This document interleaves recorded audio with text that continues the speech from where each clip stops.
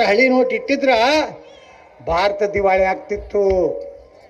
ಅದಕ್ಕೆ ಅಂಬೇಡ್ಕರ್ ಅವರು ಹೇಳಿದ್ರು, ಪ್ರತಿ 10 ವರ್ಷ 15 ವರ್ಷಕ್ಕೆ ನೋಟ್ ಬದಲಾವಣೆ ಮಾಡ್ಬೇಕು ದೇಶನಾಗತ್ತೆ ಹೇಳಿ.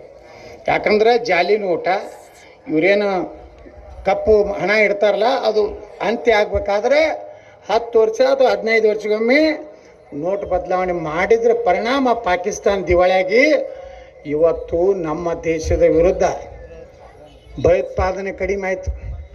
ಅಲ್ಲಿ 25 ಮಂದಿ ಮೋಸ್ಟ್ ವಾಂಟೆಡ್ ನಮ್ಮ ದೇಶದಲ್ಲಿ ಬಾಂಬ್ ಹಾಕಿದವರು, ಸ್ಫೋಟ್ ಮಾಡಿದವರು ಇದ್ರು. ಅಲ್ಲಿ ಆ 25 ಮಂದಿ ಸತ್ತಾರೆ. ಯಾರೋ ಬಂದ ಹಿಂಗೆ ಬಂದೂಕಲೆ ಹೊಡೆದ ನಿಗರು ಹೋಯ್ತದು. ಯಾರಿಗೂ ಗೊತ್ತಾಗಲಿ ಯಾರು ಹೊಡೆದ್ರಿ, ಕೌನ್ ಮರ್ಯಾರೆ ಕೌನ್ ಮುಜೆ ಪತಾನೇ ರೀ ಇಸ್ಕಿ ಮಾಕ ಮುಜೆ ಪತಾನೇ. ಅವರೇ ಗಾಬರಿಗಾರ. ಅಲ್ಲಿ ISI ಮಿಲಿಟ್ರಿ ಅವರು ಯಾರು ಬಂದು ಹೊಡಿಲಾಕತ್ತಾರ ನಮ್ಮ ದೇಶನಾಗ. ಅದು ಯಾರ್ದು ಐಡಿಯಾ? ನಮ್ಮ ದೇಶನಾಗ ಒಬ್ಬ ರಕ್ಷಣಾ ಮುಖ್ಯಸ್ಥದಾರ. ಯಾರವರು? ಹಾಂ, ರವಿಶಂಕರ್ ಅಲ್ಲಿ ಇನ್ನೊಬ್ರು ಇದ್ದು ಅಲ್ಲ.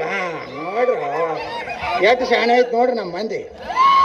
ನಮ್ಗಿಂತ ಶಾಣೆ ಅದೀರಿ ನೀವು. ಆದ್ರೆ ನೀವು ಬಂದು ಓಟ್ ಹಾಕೋದಿಲ್ಲ, ಇದೇ ಪ್ರಾಬ್ಲಮ್.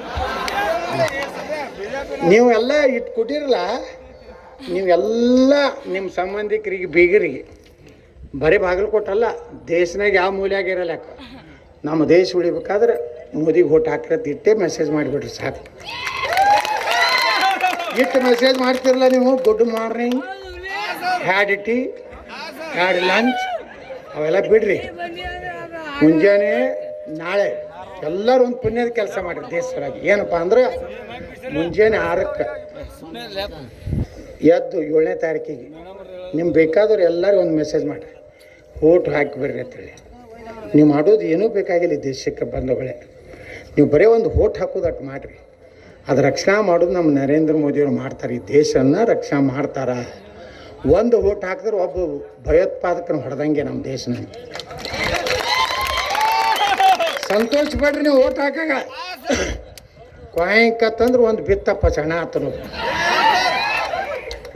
ಅಟೆಲ್ಲ ಮಾಡ್ತೀರಾ?